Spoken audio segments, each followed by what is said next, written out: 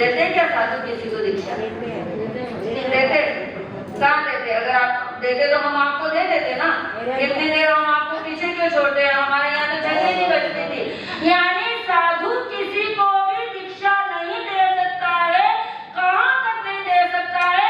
जब तक स्वयं की इच्छा नहीं होती है, जब तक स्वयं के अंदर परिपूर्णता नहीं होती है, जब तक स्वयं में दृढ़ता नहीं आती है, समर्पणता नहीं आती है, गुरु के प्रति अपना अहोभाव नहीं जगता है, धर्म के प्रति अपने भाव नहीं जगते हैं, तब तक साधु किसी को दीक्षा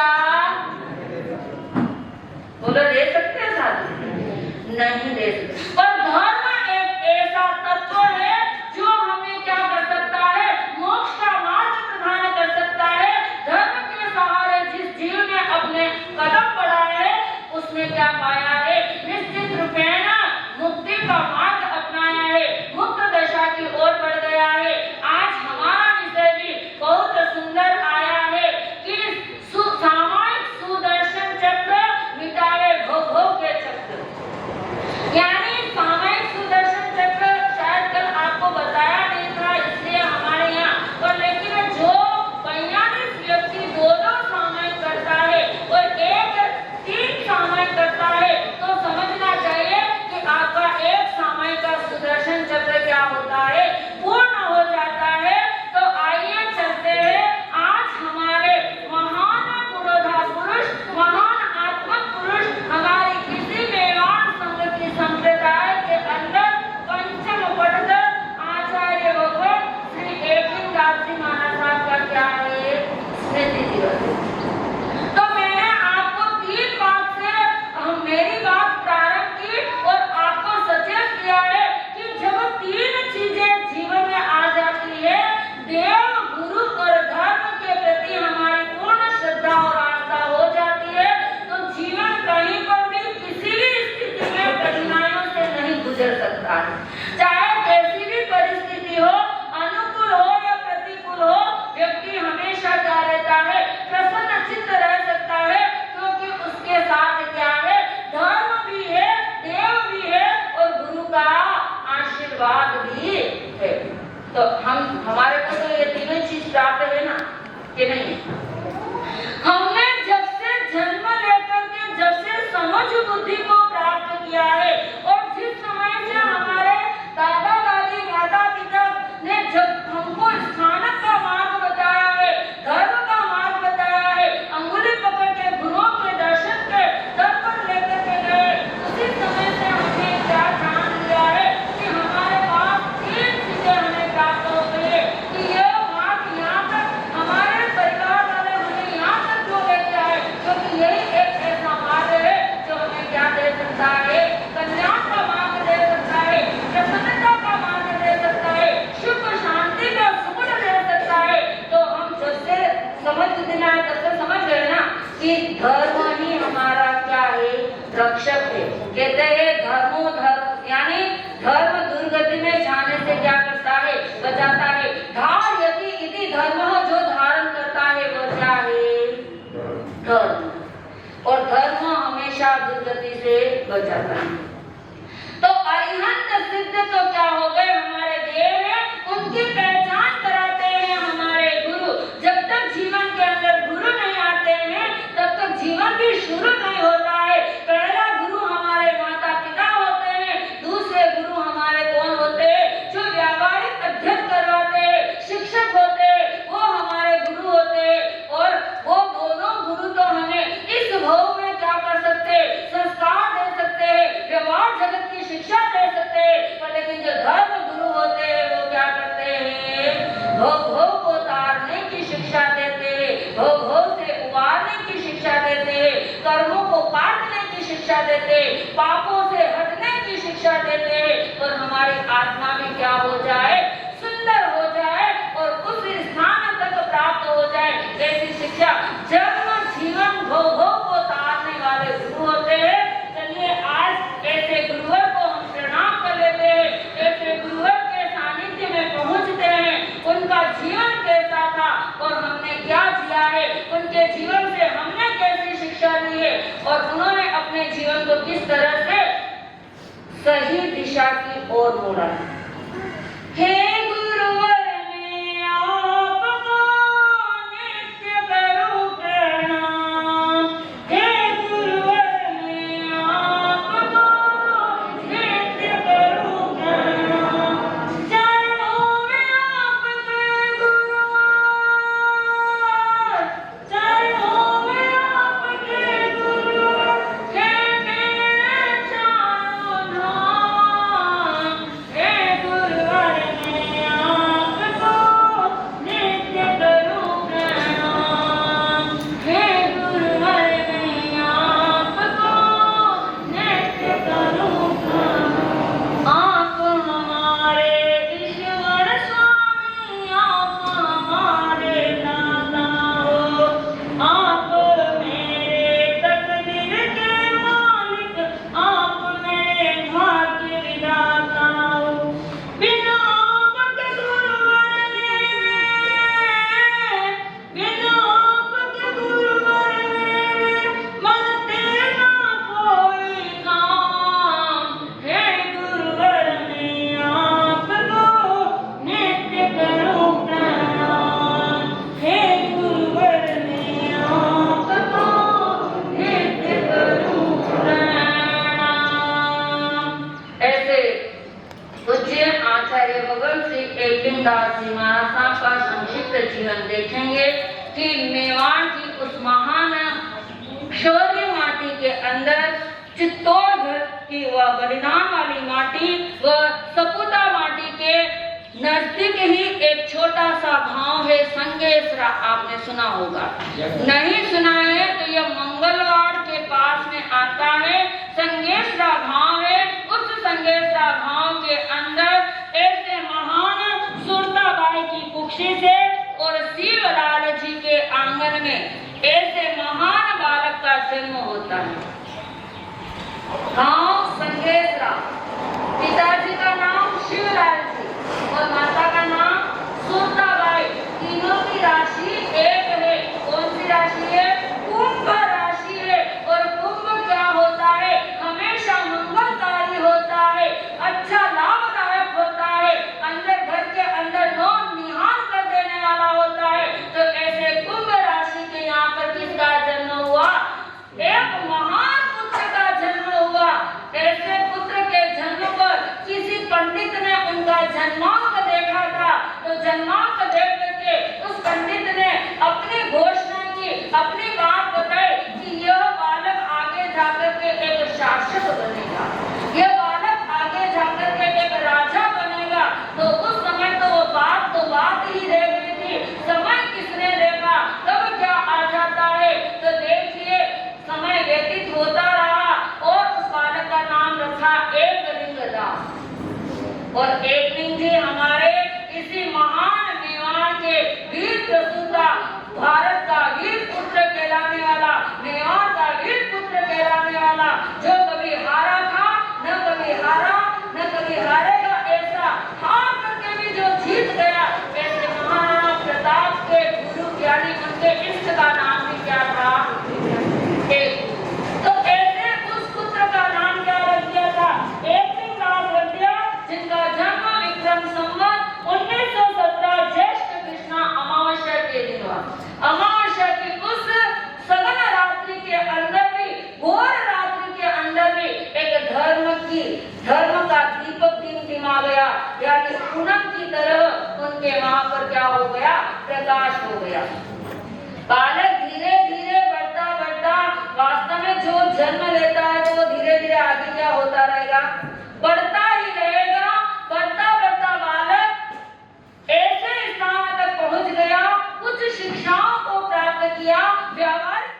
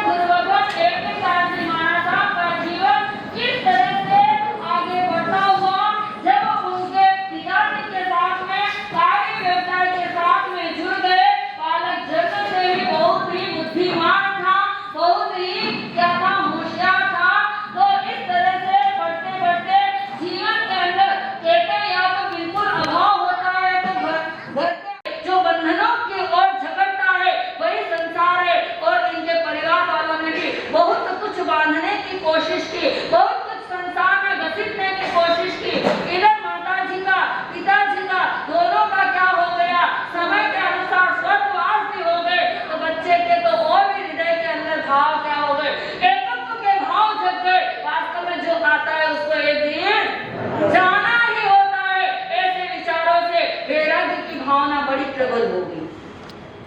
अब उनके बड़े पिताजी मोड़ीलाल जी थे, दीक्षा में बड़े भाई मोड़ीलाल जी थे, उन्होंने भी बड़ा विरोध किया, पर लेकिन बहुत कुछ प्रयास करने पर उनके हृदय के अंदर उन्होंने भी पूज्य श्री वेणी चंद जी महाराज साहब का प्रवचन सुना और हृदय के भाव ऐसे परिवर्तित हुए। उन्होंने सोचा, अरे जो बालक इस संयम मार्ग की ओर बढ़ने जा रहा है, संसार को छोड़ करके जिन शासन की पताका को लहराने वाले, मैं इसकी क्या करूं? इसके अंदर जो प्रतिभा है उस प्रतिभा को मैं क्या कर रहा हूं? बिठाने की कोशिश कर रहा हूं, जगाने की कोशिश नहीं कर रहा हूं। तो फिर मैं बड़ा भैया किस काम का? अरे मुझे अब क्या नहीं देनी चाहिए? अंतराय नहीं देनी चाहिए। विचार करते ही उनको उन्होंने क्या दे दी? एक दिन सहर्ष ही उन्होंने उनको बुला करके क्या कहा कि आप तुम क्या हो? मेरी तरफ से मुक्त हो। जिस समय तुम्हारे गुरु तुम्हें सुयोग्य समझे और जैसी तुम्हारी इच्छा जिस दिन हो उस दिन तुम क्या ले सकते हो? दीक्षा ले सकते हो। तो ऐसे 30 वर्ष की उम्र के अंदर भगवान महावीर स्वामी भी 30 वर्ष की उम्र के अंदर क्या हुए? दीक्षित हुए। और हमारे पूज्य एक महाराज साहब भी 30 वर्ष की उम्र में विक्रम संवत 1948 में पूज्य हमारे जिस दर के नीचे हम बैठे हैं, जिस दर को जिन्होंने बनाया है, हमारे को जिसने छत दी है, ऐसे श्रवण संघ के महामंत्रीश्वर हमारे सभी के परम आस्थास्पद पूज्य गुरु भगवत श्री सौभाग्य मुनि जी महाराज साहब की जन्म स्थली पर उनकी क्या हुई? दीक्षा हो गई। दीक्षा होते ही देख लीजिए, जो मेवाड़ के अंदर सुस्तता थी, तो इस तरह से दीक्षा होते ही बहुत ही उनके जीवन के अंदर महान उन्नति हुई। 2-3 साल के अंदर ही इतनी दीक्षाएं हो गई और दीक्षा होने पर भी और उनको भी उनका इतना अच्छा कहते बुद्धि इतनी तीव्र थी, तो उस बुद्धि का उपयोग किया। नगीना जी महाराज साहब थे, महासादी जी, उन्होंने 3 वर्ष तक उनको क्या किया था? स्वाध्याय शास्त्र आदि पढ़ा करके उन्हें निपुण किया और वो हमारे बने थे मेवाड़ के पंचम आचार्य। गुरु कौन होते हैं? कहते हैं यथा नाम तथा गुण थे आप, मेवाड़ की दुत्ती नया के तारणहार थे आप, स्वाध्याय तक की दीप्तिमंत ज्योति थे आप, सरलता सौम्यता सहजता की प्रतिमूर्ति थे आप। ऐसे गुणा करके श्री चरणों में भावभीनी श्रद्धा युक्त श्रद्धांजलि है आज, श्रद्धांजलि है आज। ऐसे पूज्य आचार्य श्री का आज के दिन श्रावण कृष्णा बीज के दिन वल्लभ नगर में आपका क्या हुआ? विक्रम संवत 1987 में आप क्या हो गए? देवलोक पधारे। एक महान दिव्य विभूति के श्री चरणों में आज आप देवलोक की दिव्य भूमि पर कहीं पर भी विराजमान हो। हमारी श्रद्धा आप स्वीकार करें और हमें भी ऐसा सुमार्ग दर्शन करते हैं। इसी सुभाव के साथ में जय गुरुदेव जय गुरुदेव लक्ष्मण हमें चुका था। अब आपके समक्ष परम पूजा भूमि में पधार चुके, तो अपने अपने वाणी के द्वारा किस तरह से आप सभी दुरुस्ता शासन करते सुनने से बचा जल्दी सी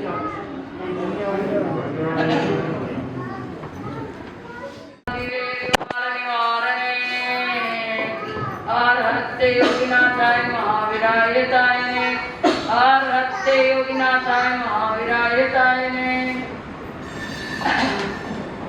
अनंत अनंत आनंद के निकेतन, अनंत अनंत दर्शन के दिवाकर, अनंत अनंत गुणों के रत्नाकर, विश्व ज्योति, अहिंसावतार, चरम तीर्थेश, परम पावन पिता परमात्मा भगवान महावीर प्रभु को मेरा वंदन।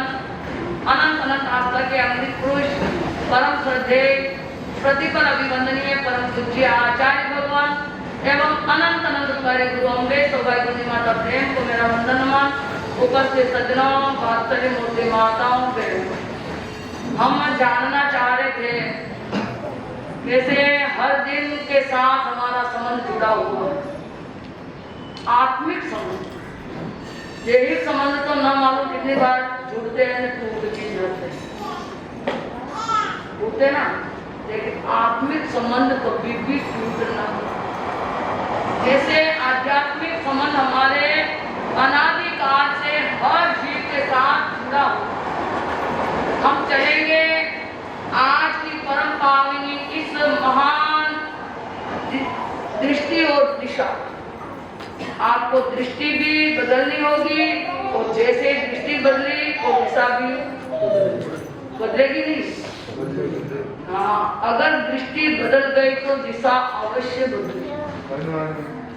इसलिए बदलना किसको है? दिशा को नहीं बदलना है कि यह दिशा अच्छी है। कौन सी दिशा अच्छी है? पूर्व अच्छा है, पश्चिम अच्छा है, उत्तर दक्षिण कौन सा अच्छा है? आप जिधर नजर करेंगे उधर ही वो दिशा।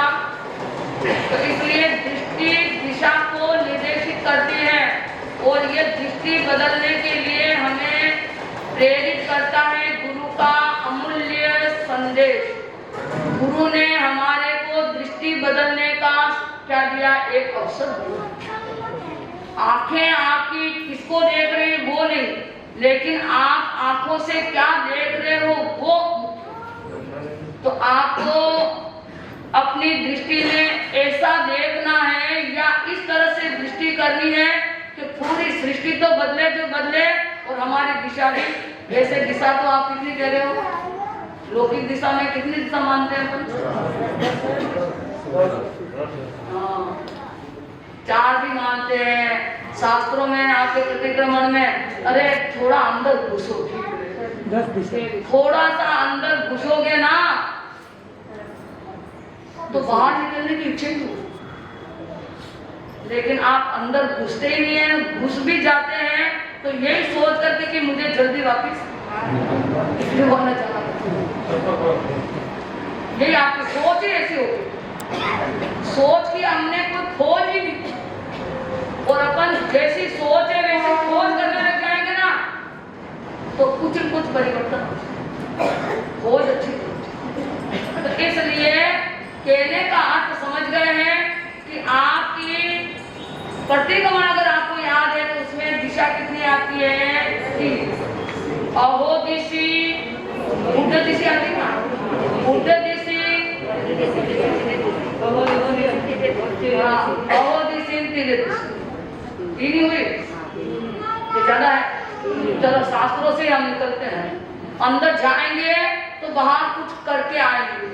कोई महापुरुष जाता है, अभी एकलिंगाचार्य का आप बना रहे थे, एक लिंगा नाम भी कितना सुंदर, एक लिंग, वो तो एक ही लिंग।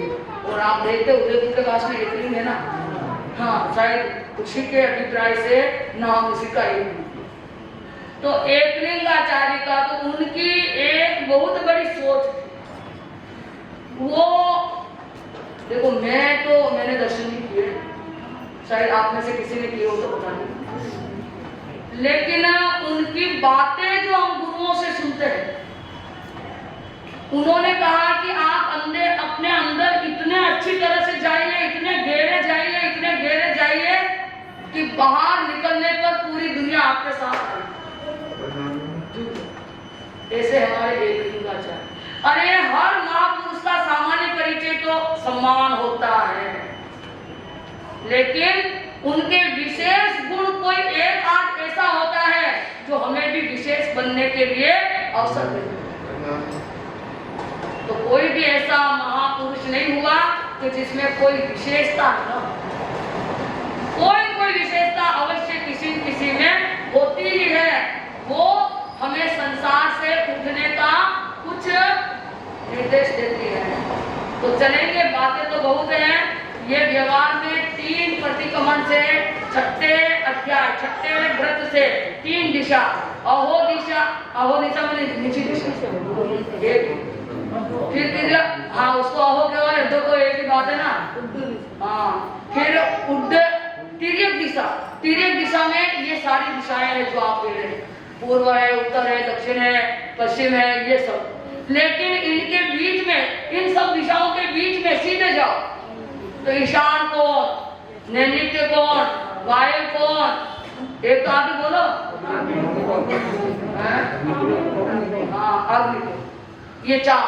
तो ये 4 दिशा, 4 ही दिशा कितनी हो गई? 8। ऊपर नीचे कितनी हो गई? हाँ, इसीलिए आता 10 दिशा। 10 दिशाएं हो गई और एक ऊंची दिशा। इतनी दिशाओं के साथ हमारा संबंध है और इतनी दिशाओं में रहने वाले प्राणी के साथ हमारा व्यवहार। अब हमको किस तरह से उनके साथ उनको प्रिय हो, सबको प्रिय लगे,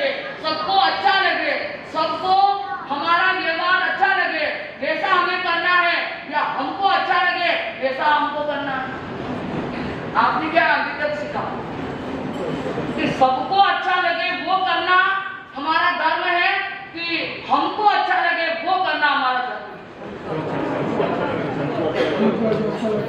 आप क्या यही मानते हैं ना कि मेरे को अच्छा लगे वही करना चाहिए, या मेरे को अच्छा लगे वो सब करे? क्या क्या क्या कर रहे हैं आप? बोलो। लोड़ा जी नीचे बैठ गए क्या? आज अच्छा लगे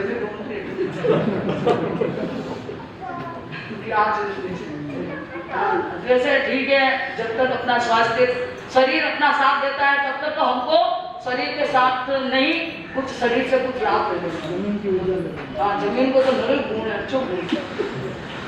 आजकल हमने जमीन को छोड़ दिया, सोना को ऊपर, जमीन का स्पर्श नहीं हो, पूरे शरीर के स्पर्श नहीं हो। मैं तो कह रहा हूँ कि कपड़ा पहन ले तो जमीन तो कभी स्पर्श नहीं, और जमीन का जो गुण है वो हमारे शरीर के साथ जुड़ते नहीं। बोलो जमीन में गुण है कि नहीं? तो कितना महान गुण है।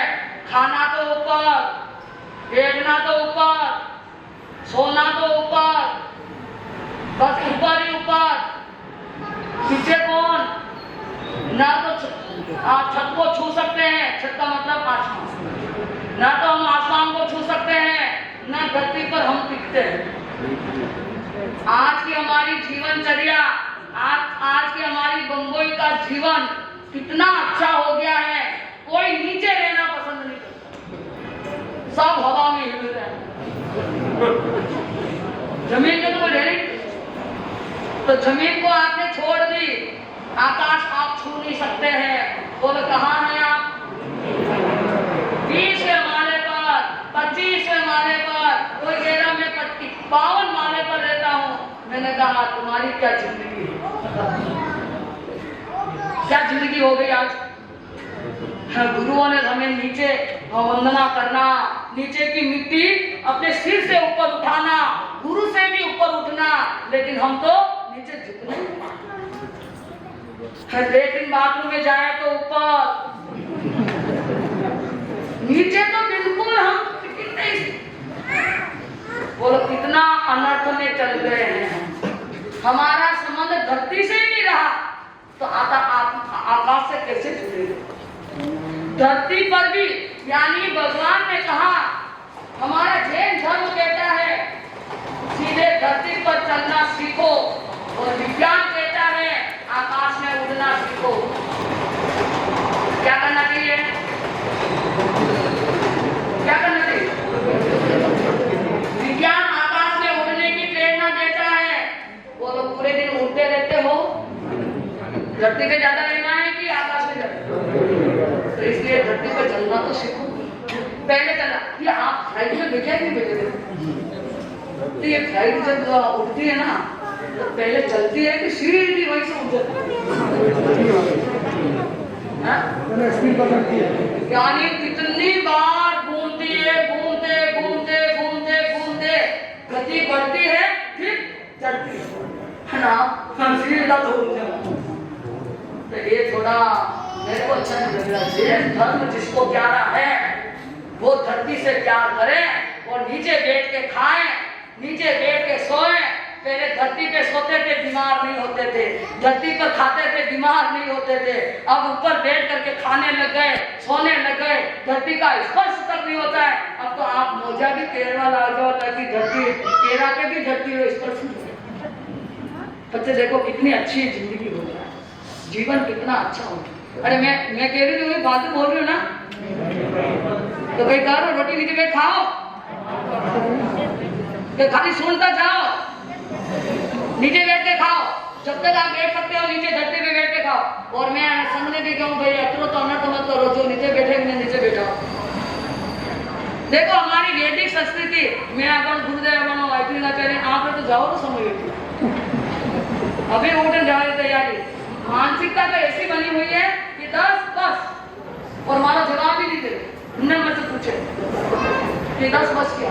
हाँ ठीक है, तो कहने का मतलब अभी हम हमारी वैदिक संस्कृति में बिल्कुल ऐसे नीचे बैठना, गिद्दी बिछाकर बैठना, पाटे लगाकर के उसके ऊपर भोजन की थाली रखना और एक साथ क्या लेना, भोजन जो भी चाहे एक बार जितना खाना। वैदिक संस्कृति और जैन धर्म तो बहुत ऊंची बात करता है, वो तो इसलिए ऊंची बात करता है कि हमारे पकड़ में भी आना बहुत कठिन है, समझ पाना भी, जैन धर्म को समझना भी बड़ा कठिन है।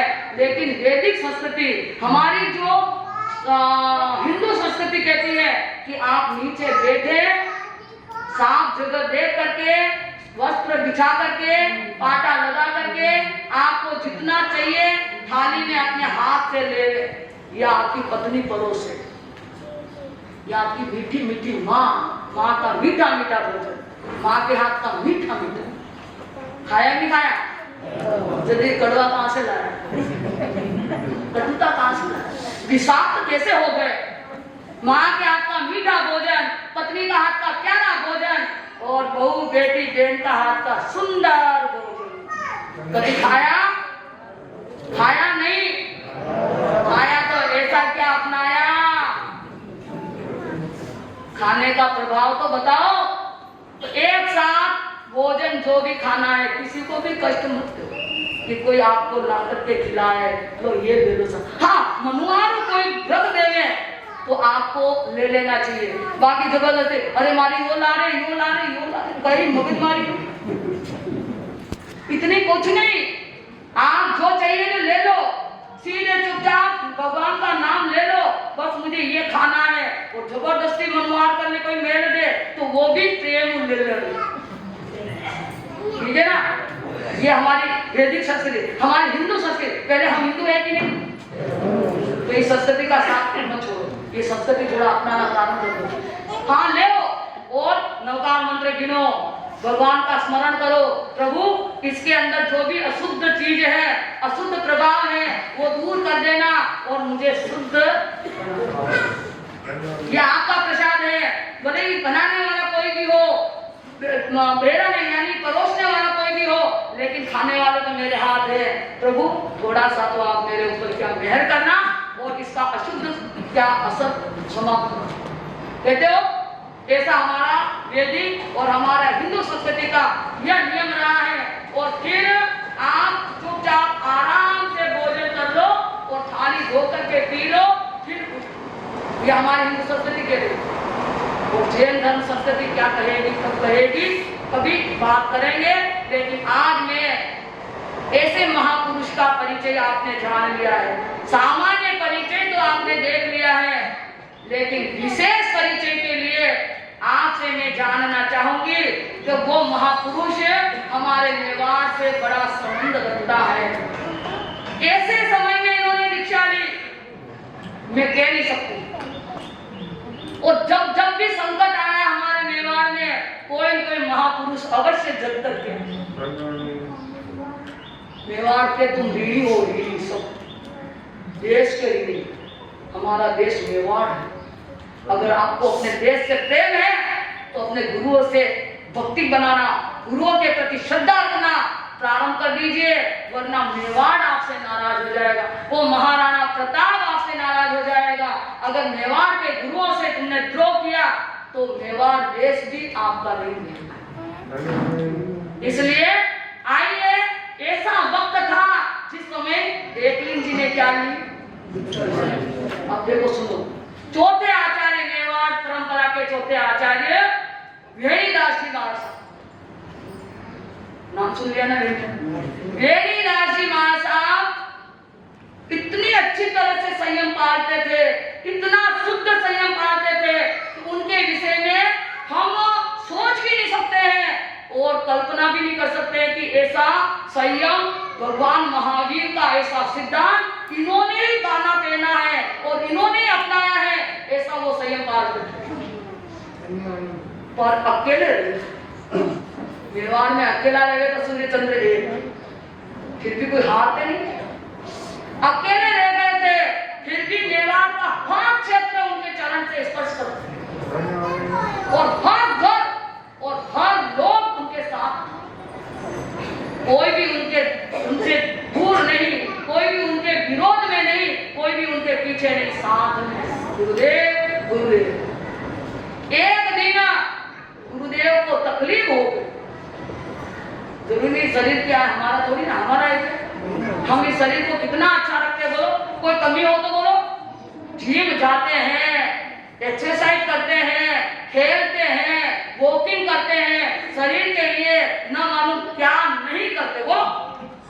और खिलाने में भी इसको कितना अच्छा खिलाते हैं, कितना अच्छा नहलाते हैं, कितना अच्छा रखते हैं, फिर भी यह बदमाश है। इसकी प्रकृति हमारे विपरीत चलती है। वो लोग अच्छा रखते तो भी अच्छा, हम इसको रखने में इसके साथ हम इतना अच्छा करते हैं, लेकिन ये हमारे साथ अच्छा करता है क्या? बीमारी हम चाहते हैं कि बीमारी आ जाए तो भी है हमारे दुश्मनों से मिल जाता है। इसका मतलब ये दुश्मन खास जो हमारे दुश्मनों से मिलता है वो दुश्मन है कि नहीं? तो ये बीमारी दुश्मनी तो है, कोई चाहता है क्या? तो ये बीमारी इतना अच्छी इसकी परवरिश करते हैं, इसका इतनी परवरिश करते हैं, इतना इसको अच्छा रखते हैं, फिर भी ये हमारे दुश्मनों से मिलता है कि नहीं मिलता? बोलो ए जाते वाले क्या सुन रहे हो? ये बच्चे क्यों चिल्लाते हो? थोड़ी देर तो बच्चों को बच्चा बन के मत रखो, इनको बड़ा बन के तुम बड़े हो गए भाई अब मत करो। अगर ये बच्चे हैं तो मैं ज्यादा नहीं कहूँगी, कोई नाराजगी बहुत लोग हो जाते हैं। मेरी बात पर बहुत लोग तो नाराज होते हैं। प्रसन्न तो कोई एक हाथ होता है, नहीं भी होता है, पर नाराज अवश्य सब होते हैं। अब क्या कहूँ, करूँ कि नहीं करूँ? मेरे को भगवान गुरुदेव सद्बुद्धि दो, मुझे क्या करना है? तो कुछ कहना है कि नहीं कहना है? इसलिए हमारे बड़े भाइयों से कहना है कि आप अपने बच्चों को अगर उठा के थोड़ा सा बाहर ले जाओ या कुछ गोली टोपी दे करके चुप करो। गलत बोल दिया? नाराज होंगे, दूसरी बार नहीं आएंगे, माता आप तो ऐसा ऐसा बोलते हो। ठीक है नहीं आएंगे तो मैं क्या करूँ, मेरा क्या ले जाए? नहीं आए तो जाए, मेरा क्या ले जाए? मेरा तो मेरे पास आए ना आए उससे मुझे क्या फर्क पड़ता? इसलिए मेरी राजी माता बीमार हो गए, रोग हो गया, रोग हुआ तो पेट इतने भारी हो गए, उठाने से उठे नहीं। अब करे अकेले चलो। तो उस समय बहुत सारे उनकी 3 साधवियां थी, साधु हमारे मेवाड़ में ये 3 साधवियां थी। तो गुरु जी को बीमार तकलीफ है तो गोच भी लाके दे देने, कोई काम हो तो हम क्या कर रहे? अब साधु नहीं करें तो साधु कर सकते हैं ना। तो मेरी चंडी महाशा बोलते हैं नहीं, मैं साधुओं की सेवा नहीं लेता। अब क्या किया जाए? 3 दिन हो गए, भूखे हैं, प्यासे हैं, बैठ सकते नहीं, उठ सकते नहीं, बहुत बड़ी परेशानी है। तब भी उन्होंने अपना दर्द स्वयं भोगना है। किसी को कहने से और किसी के साथ रहने से हमारा दर्द थोड़ी कम होता है। इसलिए उन्होंने अपना दर्द भोगा, लेकिन दर्द कम नहीं, बढ़ता है। परीक्षा ले रहे तो भगवान इतनी देवे कि उसको कम ही नहीं होने।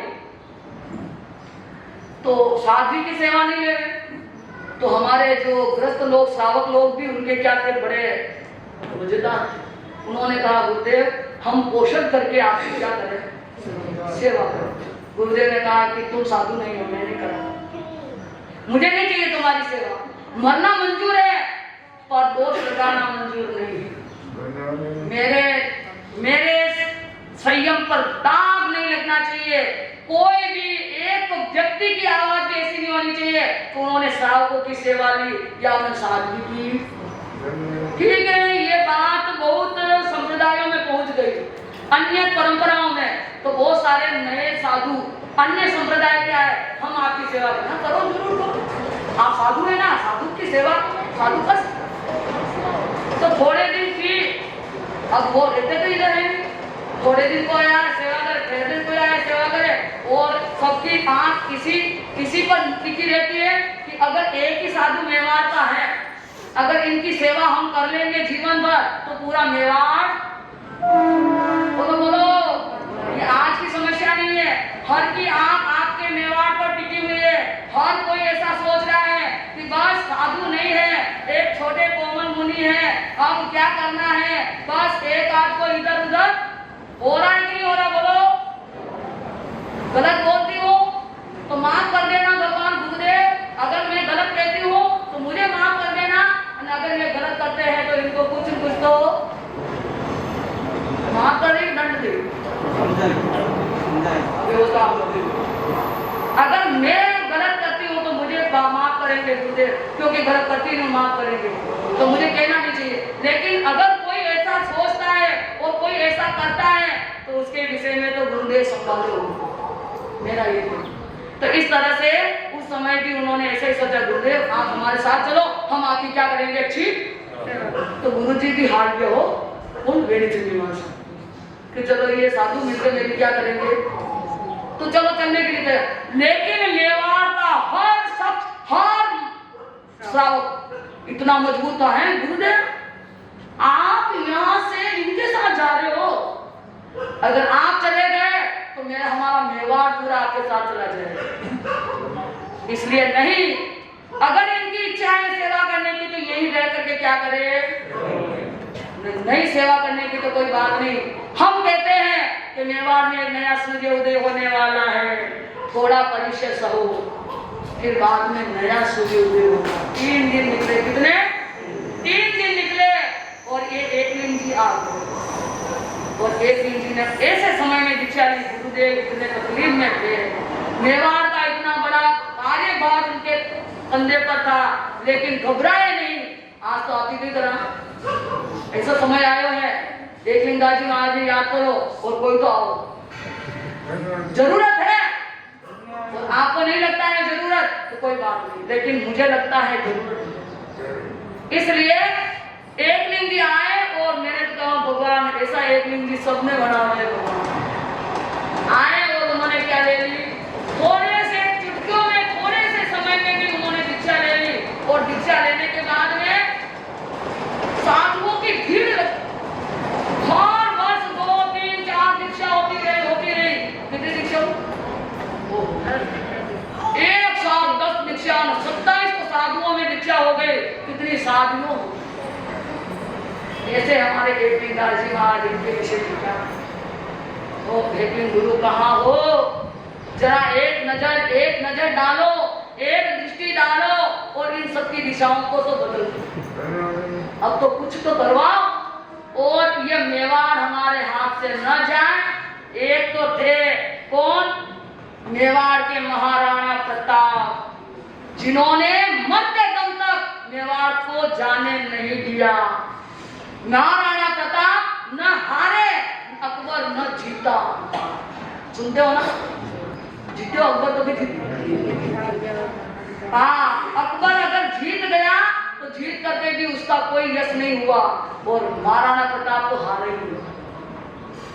अंतिम वही महाराणा प्रताप के हम सब वंशज है कि नहीं, उसी धरती से तो जन्मे है ना।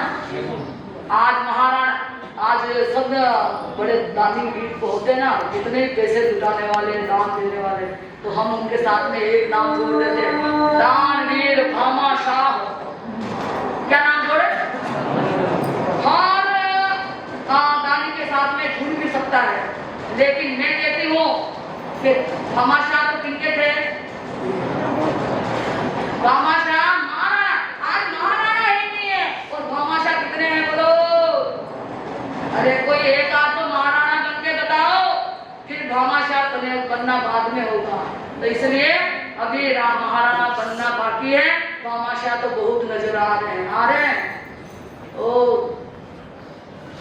ऊपर बैठने वाले, नीचे बैठने वाले, जो भी नीचे बैठने वाले वो नीचे, भगवान उनको सुबुद्धि वो नीचे बैठे। ऊपर बैठने वाले भी तो एहसास दे कि वो थोड़े थोड़े नीचे बैठना प्रारंभ करें। अच्छा नहीं, आप थोड़े दिन, मेरी बात थोड़े दिन मान लो, 2, 3, 4 दिन, उसके बाद में अगर देखना आपके शरीर में कुछ भी अच्छा रहा तो फिर नीचे छोड़ना, नीचे थोड़ा बैठ। तो अगर अच्छा रहा तो नहीं रहा तो ठीक है। आज महान गुरु एकलिंगाचार्य, इनके गुरु के स्मृति दिवस पर हमने एक बहुत बड़ा अभियान रखा था। कौन सा? सामयिक सुदर्शन चक्र, चक्र मिटावे भव चक्र, ऐसा। तो जो सुदर्शन चक्र में आता है उसके भव चक्र मिट जाए। तो सुदर्शन चक्र आज नहीं हो पाया, हमने आपको कल बोला ही नहीं, आज कुछ हो नहीं, लेकिन अभी भी हो सकता है कोई बात। इसलिए एक सुदर्शन चक्र में 42 क्या नाम 100 सामयिक, 24 तेले और 16 चोले और 5 कचोले,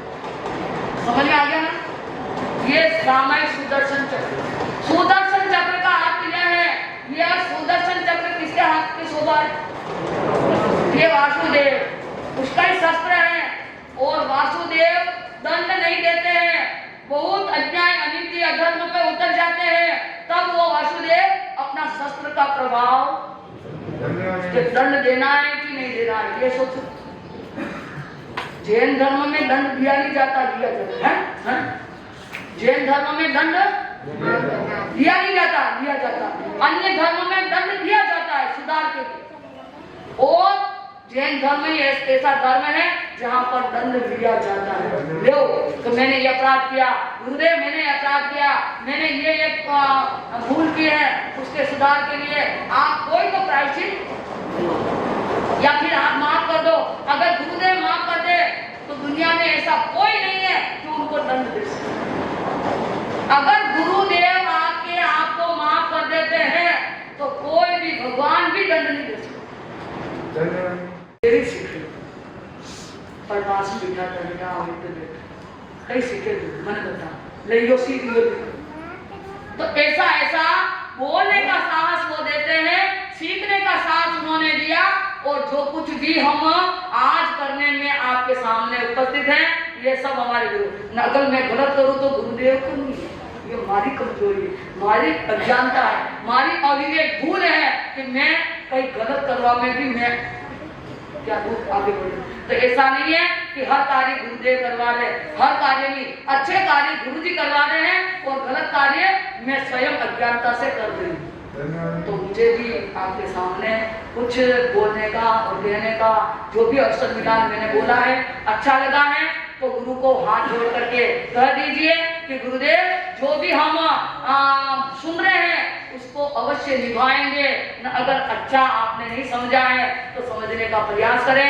और मैंने आपके सामने रखा है एक लिंगदास जी महाराज साहब, जहाँ कहीं पर भी हो, जिस भी स्थान पर हो, वह आपका स्थान सुरक्षित रहे और अति शीघ्र ही मेवाड़ को और मेवाड़ के भक्तों को आप जैसे गुरुओं की क्या है बहुत बड़ी जरूरत है। इसलिए अपने अधूरे कार्य को पूर्ण करने के लिए इस आर्य भूमि में या मेवाड़ की भूमि पर अवश्य गुरुद्वारा जन्म लेकर के हमारे साथ हमारे अकर्तव्यों को मिटा करके, हमारे अधर्म अन्याय को मिटा करके आप क्या करें, आप क्या करें, हमें नई दिशा दे दें। तो सुदर्शन चक्र करके उनके साथ जुड़ेंगे। 5 सामायिक वाले 5 चाहिए, भाइयों में 5 कोई कर सकता है? 5 वाले 5 लोग चाहिए, ज्यादा नहीं चाहिए। कभी कभी काली कर लीजिए, परसों कर लीजिए, कभी भी आप एक दिन कर लीजिए। हाँ 5 जन चाहिए, जो पहले हैं पहले 5 1 5 2 5 3 5 4 अरे एक हाँ 5 हो गया। अच्छा अब चोले चाहिए 16, जल्दी जल्दी चोले चाहिए 16। तो याद रहा जो मैंने को नहीं जहां बड़ा किधर करनी पड़ेगा, नहीं तो एक भी सामायिक आगे पीछे भी तो पूरा चक्र आपके माथे पड़ जाएगा। 4 16 4 16 4 की 16 एक साथ में करो तो अच्छा है। एक दिन आना 8 बजे तो आपके पास समय बचे, कभी भी करो, हाँ कर सकते हो, लेकिन एक साथ में करो तो। अरे पॉल्यूशन ने छोड़ लो, पॉल्यूशन ने छोड़ना, पॉल्यूशन में हमारे नरे काम नरे देना पड़े। हाँ 4 की 16 जल्दी लिख लेना, और आप लिख लीजिए भाई 4 की 16 और तेला बेला 24 और 50 उपवास 100। अबे उपवास तो महाराणा ने दे दा 100 समय, हाँ तो पैसा में आएगी तो मुझे याद करिए 100 सामायिक होली एक। तो ये झाझम पे बैठा है आज, अगर आइडिया है ऐक्लिकाचार्य की इस महान पुण्य स्मृति में आ गए हैं, इस स्तर पर करनी है। दूसरी बार आओगे ना कि नहीं आना है, तो अब की बार तो मैं तो डोडा थी, अगर छोड़ो तो हम जाओ, नहीं आखिरी बात माने हमारे नहीं माने। आप अध्यक्ष, आप सबका अध्यक्ष हो, महाराज भी है तो ऐसे आप एक नियम बना दो कि अरे दरवाजा में घुसे तो थोड़ा चोर पटो चद्दर दे दो, आप बनाओ तो नहीं। अब है नहीं, सामयिक वाला ने थोड़ा टोकन दे दो, हम थोड़ा इनाम बांटना शुरू कर दो, चोर पटा चद्दर पहने। एक सामयिक सबको, जो भी आए हैं पीछे बैठे हैं और सामयिक आज नहीं की है उसको दो, और जिसने 8 सामयिक किए वो 1 सामयिक करे, अवश्य करे। एक लिंगाचार्य को ये भेंट आपने देनी पड़ेगी अगर इतना किया। और बाकी 2-2 और 3-3 चॉइस, 2 सामयिक की चॉइस और 3 सामयिक की और जोड़े की होगी, ध्यान रखना। और क्या नाम है, 1 सामयिक का 1, समझ में आ गया। और 16 है चोला, सामयिक का चोला, साथ में करोगे तो अच्छा रहेगा। और यहाँ पर जो बिना सामयिक में बैठेंगे 2 सामयिक एक साथ करी तो बड़ा कर तो अच्छा है। बहनों, आप में भी यही एक नीति अपना लेनी है। और एक लिंगाचार्य गुरु के श्री चरणों में एक सामयिक सुदर्शन चक्र का क्या भेजना है, भेंट भेजनी। जहां पर भी हो हमारे इन गुरु भक्तों की भेंट स्वीकार करना गुरुदेव, और हमारे जीवन में धर्म का नया आविष्कार कर देना। बस हम जो आप दिशा देंगे उसी दिशा में आगे बोलो कर। हाँ बहनों, 100 सामयिक एक वाली जो कभी नहीं किए वो 100 सामयिक एक करे।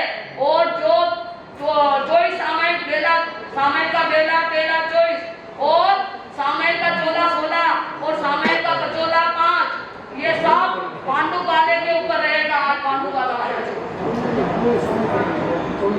भले आप कैसे भी करो, यहाँ आगे करनी है, इस स्तर पर करनी है, इसी स्थान पर करनी है, क्योंकि एक लिंगाचार्य की पुण्य स्मृति यही बनाई है। तो आप यहीं आकर के पूरी करें। सब जने ध्यान रख लेना, अपना अपना नाम दे देना, अच्छा रहेगा। आप लिखन दे दो, आप मुंह सब लिखवाने बैठो तो 2 घंटा लगेगा। आप अपना अपना नाम लिखोगे ना, एक चिट्ठी छोटी ले और लिख दो 5 4 3 2 1। आप दे तो मने तो कोई तकलीफ नहीं है। और बड़ी मुंह निकाल दे ये लकी, और लकी ड्रॉ जिन्हें निकाले ना, इतना महीनों नाम आ जाए ना, तो वो बड़ा भाग्यशाली महान पुण्यशाली है। उसके पुण्य के साथ हम भी और अकेले पुण्य का लाभ अकेले मतलब भाई हम आपके साथ हैं, थोड़ा प्रसाद हमारे तो भी एक छीटा हमारे चलाने दो। इसलिए हम भाग्यशाली को बीच में से ढूंढते हैं, तो इन्होंने पूर्व भाव में कितना पुण्य कमाया है। तो ये नाम ऐसे नहीं, चिट्ठी लिख दो तो चिट्ठी निकाल दो। हाँ अभी तैयार कर दो, जल्दी चिट्ठी लिख के दे दो हमारे लिए। अहिंसा के अवतार कुमारी स्वामी के चरणों में नमन होता। सभी आचार्य भक्तों के चरणों में नमन, लंबे सौभाग्य मंगल गोपाल गुरु के चरणों में नमन। अब कविया जी गुरु प्रेम की लाडली शिष्या विजय लता जी बढ़िया से दुनिया से के चरणों में नमन। कभी 1-2 मिनट मतलब संयम जन्म ऐसे कह सकते हैं। इस उन्होंने दिशा ऐसे समय में भी जब हमारे मेवाड़ में संतों की कमी थी, और ऐसा समय आया था जब धर्म से लोग इधर उधर दूर जा रहे थे। उस समय में एक लिंगाचार्य ने अपने गुरु के प्रति समर्पणता दिखाकर गणेश जी महाराज साहब के सानिध्य में दीक्षा ली। और वाकई में ऐसे समय में जो कार्य करता है वही याद किया जाता है। अपना क्या बोल रहे हो? आज उसी का स्मरण करते हुए हमने एक लिंगाचार्य के बारे में बहुत कुछ जाना। मैं मेवाड़ से मुंबई महिला मंडल, नवयुग मंडल, कन्या मंडल और यहाँ पधारे हुए सभी मेहमानों श्रावकों की तरफ से एक लिंगाचार्य के चरणों में इस स्मरण दिवस पर नमन वंदन करते हैं। और यही प्रार्थना करते हैं कि आपका आशीर्वाद सदैव हमारे इस मेवाड़ पर बना रहे। शांति। आपके घर में अच्छे पसंद होते हैं, कोई भी कार्य होता है तो बच्चे को इधर उधर लेके जाते हैं। क्यों नहीं 120 दिन में एक बार अपने परिवार के साथ यहाँ पर पहुँचे। क्योंकि मेरा विशेष ही आग्रह है कि आप एक बार अपने परिवार को लेकर यहाँ पधारे। उसके लिए अपने पहले से ही नाम लिखा दे। ये पारिवारिक जाप, और यहाँ पर आकर आपको पारिवारिक जाप करना है। पारिवारिक जाप करने का 11,000 रुपये रखा गया है। बहुत लोगों के नाम आए हैं, कुछ तारीखों दिन आगे पीछे हो रहे हैं। अभी हम लोग बहुत ही जल्दी उसको सही ढंग से करके आपके सामने उसके नाम और प्रस्तुत करेंगे। दूसरा कार्यक्रम जो अभी बहुत जल्दी चालू होने जा रहा है, रोडजी स्वामी का स्मरण दिवस के रूप में हम 28 तक प्रकोत्सव मनाने जा रहे हैं। यह कार्यक्रम 18 तारीख को यहाँ पर उसके धारणा होंगे। 19 तारीख से इनके उपवास चालू हो जाएंगे और यह 28 26 तारीख को पूर्ण होगी। 26 तारीख को ही मेवाड़ भवन में वृद्ध महिला मंडल का पूरे 34 उपमंडल की महिलाओं का द्वारा शादी का कार्यक्रम रखा गया है। उसके बाद में 27 तारीख का इसका बहुत ही बड़ा प्रोग्राम रखा गया है, जिसमें लाभार्थी के लिए भी राशि रखी गई है। बहुत कुछ लाभार्थियों ने अपना सहयोग राशि लिखवा दी है। अभी भी संयुक्त लाभार्थी के रूप में 1,08,000, 54,000 और 27,000 रुपये लिखे जा रहे हैं। जो भी महानुभाव अपने परिवार का नाम लिखाना चाहे तो सहयोग राशि में लिखवा कर लाभार्थी बन सकता है। उस 28 तक के पूर्ण आहुति पर यह प्रोग्राम बहुत व्यवस्थित किया जाएगा, जिसमें 34 उपसंघ और यूं कह दो कि पूरे भारतवर्ष से अम्बेश परंपरा के अम्बेश गुरु को मानने वाले सभी साधक साधिकाओं को आमंत्रित किया जाएगा। यह कार्यक्रम गोरेगा वेस्ट में बांगू नगर में रखा जा रहा है। ये विशेष ध्यान रखें। उस दिन आपको कहीं पे भी जाना हो तो पहले से ही उसको स्थगित कर दे और आप यहीं पर विराजे, अपने परिवार से उस कार्यक्रम में बना रहे। तो जो 28 का प्रोग्राम उसमें भी भाग ले। 28 तक में भी एक अलग टाइप का 28 तक होने जा रहा है अनुपूर्वी तरीके से, जिसमें बच्चे लोग उपवास करेंगे, कन्या मंडल से डेले होंगे, नवी मंडल से तेले होंगे और सावक संघ और साविक साविकाओं से चोले होंगे और उनकी बाकी आगे जाके 28 होगी। तो ऐसा कार्यक्रम बूढ़ी मैया ने बनाया है। बूढ़ी मैया बहुत ही हमें मानवीय तरीके से जीवन जीने की शैली बता रहे हैं। कहते हैं कि यह धर्म जीवन जीने का ढोंग नहीं है, जीवन जीने का ढंग है। हमें जीवन जीने का ढंग बता रही है बूढ़ी मैया। आप अपने जीवन में इनको प्रवचन को आत्मसात करें और अपने वर्तमान के साथ भविष्य को भी सुधारें। अपने आज की सेवा में पधारे हुए पांडु मुरुड़ संघ से नवी मंडल के अध्यक्ष श्रीमान सुनील जी राठा को आमंत्रित करता हूँ आगे पधारे और अपने भाव रखें। सुनील जी राठा। संस्कृत के अमर देवता वीरगुरु महावीर को नमन। जय गुरु आत्म आनंद देवेंद्र सिंह गणाधीश उमेश को वंदन करता हूँ। मेरे आराध्य गुरुदेव एवं भक्तों के भगवान पूज्य गुरुदेव श्री अम्बालाल जी महाराज साहब, पूज्य गुरुदेव श्री सौभाग्य मुनि जी महाराज साहब, भोले बाबा प्रोदक श्री मदन मुनि जी महाराज साहब, उपरोदक श्री कोमल मुनि जी महाराज साहब, श्री गुरु मैया प्रेमवती जी महाराज साहब की चरण कमलों में वंदन नमस्कार करता हूँ। भगवान महावीर की वाणी को जन जन तक पहुंचाने वाले ऐसे आदि गुरुवर्य विजय दत्त जी महाराज साहब के इसी चरणों में बांडू पुण्य संघ की तरफ से वंदन नमस्कार करता हूँ। आज हमारे बांडू पुण्य नवी का संघ का सौभाग्य है कि आज हमें आपकी सेवा में उपस्थित होने का अवसर प्रदान हुआ। सेवा में उपस्थित होने का अवसर प्रदान हुआ। तो ये मेवाड़ संघ का अहोभाग्य है कि आज हमें इस मेवाड़ संघ के अंदर पूज्य गुरुवर्य का चातुर्मास मिला, जहाँ पे ज्ञान दर्शन और चरित्र और तप के माध्यम से इस चातुर्मास को सफल बनाना आप और हम सबकी जिम्मेदारी है।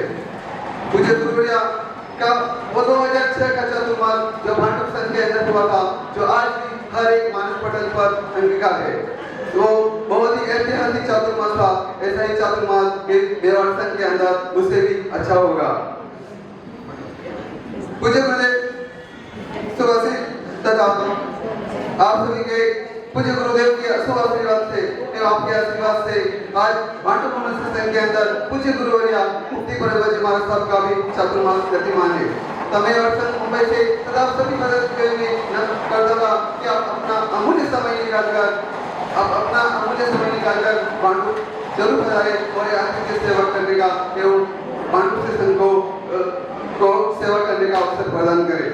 तथा मैं पूज्य गुरुवर्य से भी निवेदन करता हूँ कि जब भी आप भांडू पुण्य संघ को याद करेंगे, आपके इस चरणों में जरूर उपस्थित होगा।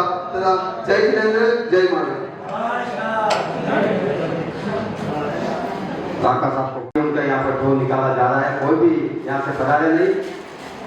अभी इसी समय यहाँ पर ढोल निकाला जा रहा है। जिन जिन्हें सामयिक में अपने नाम भी उनका लकी ड्रॉ हो रहा है, तो आप लकी ड्रॉ लेकर पधारे।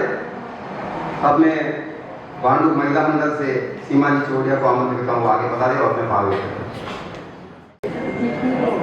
शासन पति भगवान महावीर स्वामी को नमन। पाठ में विराजित गुणी मैया को वंदन। धर्म सभा में विराजित सभी को मेरा जय जय। गुरु ब्रह्मा गुरु विष्णु गुरु देवो महेश्वर गुरु साक्षात परम ब्रह्म तस्मै श्री गुरुवे नमः। गुरु बिना ज्ञान नहीं, जीवन में मान नहीं।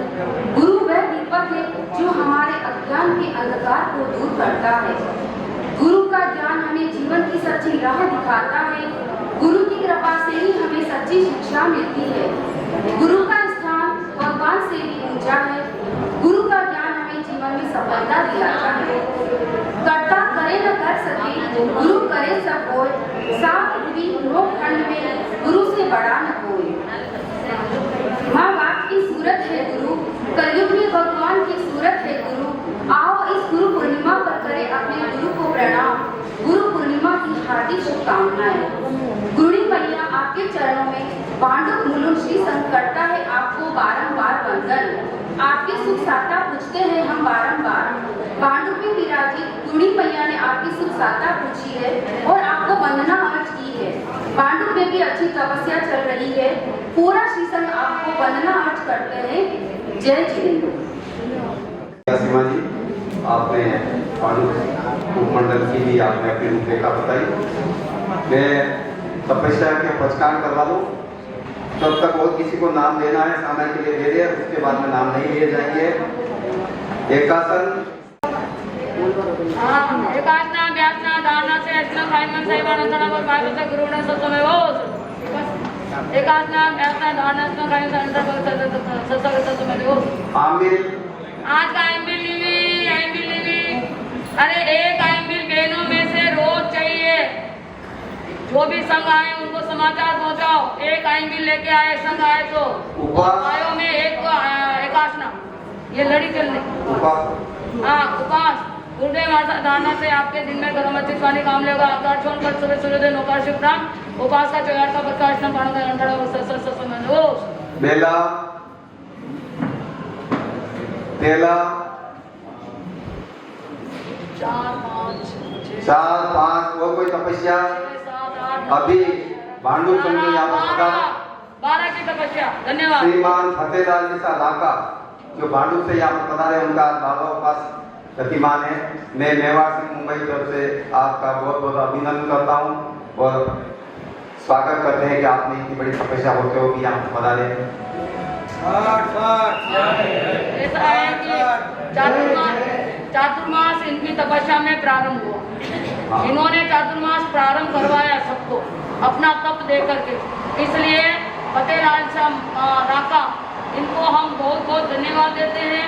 इनकी तपस्या की अनुमोदना करते हैं और पचकान के लिए गुरुदेव से आज्ञा मांगते हुए आपकी आज्ञा से आपके आज दिन में गर्म अच्छे पानी काम में आकाश छोड़ कल सुबह सूर्योदय नौकार से उपरांत आपके तपस्या बचाने 12 की 12 की तपस्या बचाने अस्म पानों का अंतना हो गए ससा समय दे वो तपस्या करने वालों को तपस्या करने वालों को बड़ा कठिन है छोड़ना ये रसना का साथ। धन्यवाद धन्यवाद धन्यवाद। ठीक है, एक बात सुन लेना बहुत बड़ी एक सभा में आए हैं पांडु श्री संघ से। ये भी कोई कम संघ नहीं है, ये बहुत बड़ा संघ है। सबसे पहला चातुर्मास हमारा पांडु में था और पांडु ने ही पूरे बंबई के दर्शन कराए। पांडु सबको बहुत धन्यवाद देंगे। लेकिन आज धन्यवाद आप दे रहे हैं किसको? तपस्वी भाई को धन्यवाद। पर कोरा धन्यवाद नहीं चाहिए कोरा धन्यवाद। अरे एक मिनट सुनो तो सही मैं बात। कोरा धन्यवाद नहीं, खाली लिखा तो नहीं चाहिए। आप धन्यवाद तपस्या करके दे सकते हैं। कम से कम 18 तारीख को जिसको भी 5 का पटोला करना है वो 5 निश्चित कर ले। इनकी तपस्या आपको सहयोग देगी। मैं कह रही पक्का कह रही हूँ। अगर आप करना चाहते हैं, अगर आपसे ऐसा बहन में मैं से नहीं होता तो इनकी तपस्या में धन्यवाद दोगे तो वो 5 का मास कमन भी होगा। ऐसी तपस्या आज हमारे यहाँ आई है।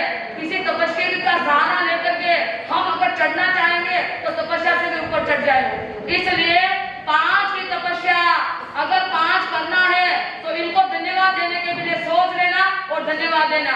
4 करना है क्योंकि मुझे 125 की संख्या में चाहिए। 4 करना है वो 4 सोच ले, 28 करना है वो 28 सोच ले, बेला तेला चोला करना है वो सोच करके आप धन्यवाद देंगे। आपकी तपस्या पूरी होगी और इनको भी सहायता मिलेगी। हाँ, अब की बात सोच लिया, अब धन्यवाद देंगे। तपस्या करने वाले को बहुत कम बोले। तपस्या करने वाले को और जिसने जो भी धारण किया है उनको धन्यवाद हो, उनको धन्यवाद। ओरा लिफाफा नहीं, लिफाफे में कुछ भर के दो। बहुत बहुत धन्यवाद है हमारे फतेहलाल जी राका और भांडू वाले को क्या देना चाहिए? धन्यवाद देना चाहिए। और इनके लिए तपस्या में जिसने भी अपनी धारणा बनाई उनको भी बहुत बहुत मंत्री और हमारे भांडू से आए हुए अध्यक्ष जी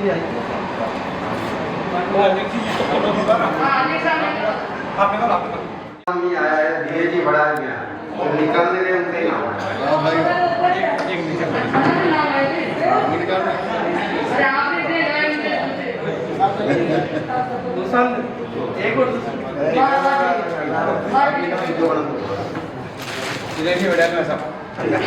हिम्मतलाल जी कटवालिया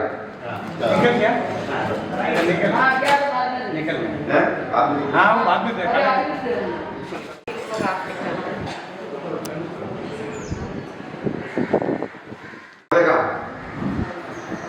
और विनोद जी सबको बोलेगा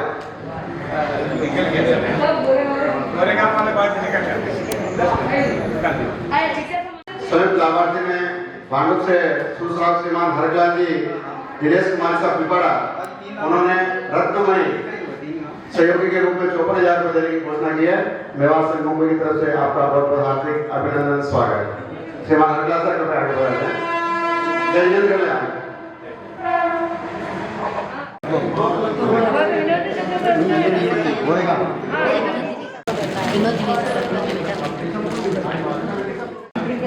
मंगली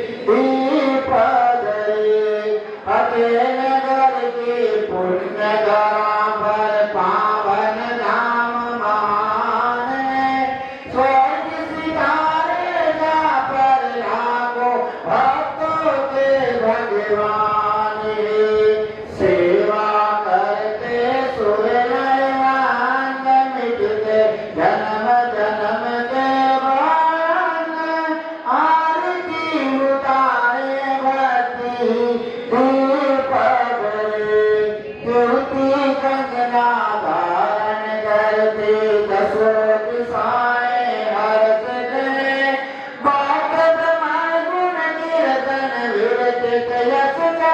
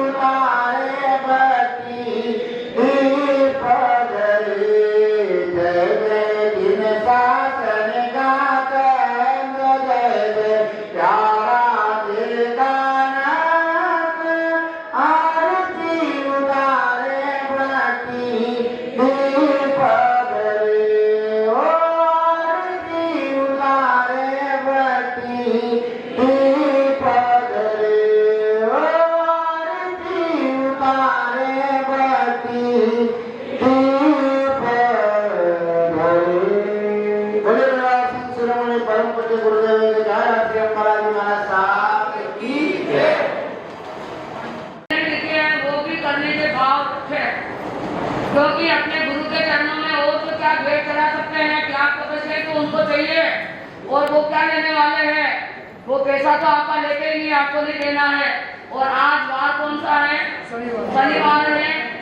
शनिवार के दिन तो तेल नहीं खाने का है। नीचे भेज दोगे तो आधार बाकी आपने नहीं। हाँ, बाजार से तला हुआ कुछ भी नहीं खाना।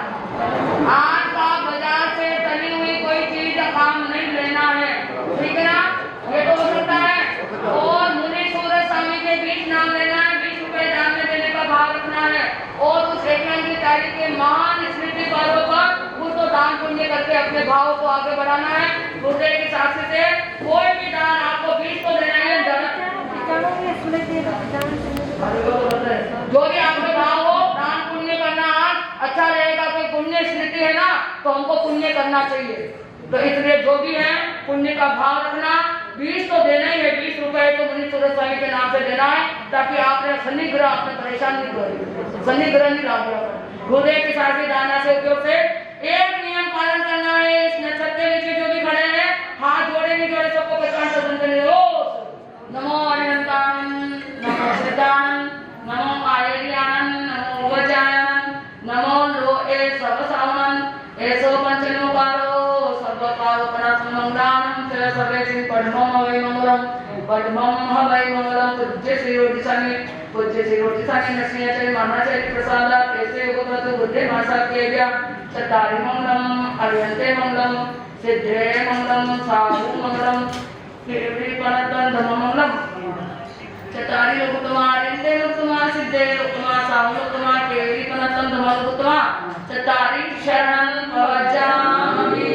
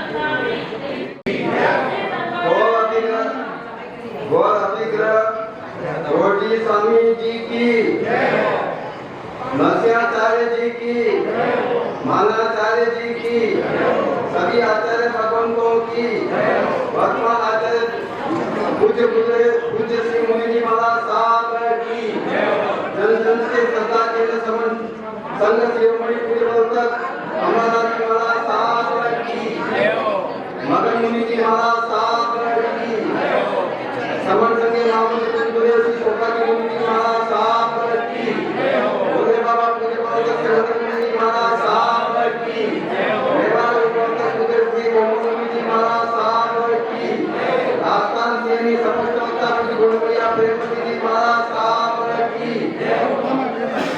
भक्तिसा पदाधिकार प्रवर्तनी पूज्य गुणप्रिया विजय कुमार जी महाराज साहब की, शासन प्रभाविका पूज्य गुणप्रिया विजय दत्ता जी महाराज साहब की, पूज्य गुणप्रिया प्रज्ञान जी महाराज साहब की, पूज्य गुणप्रिया पुण्यश्री जी महाराज साहब की, जिन शासन देव की, आके आनंद की।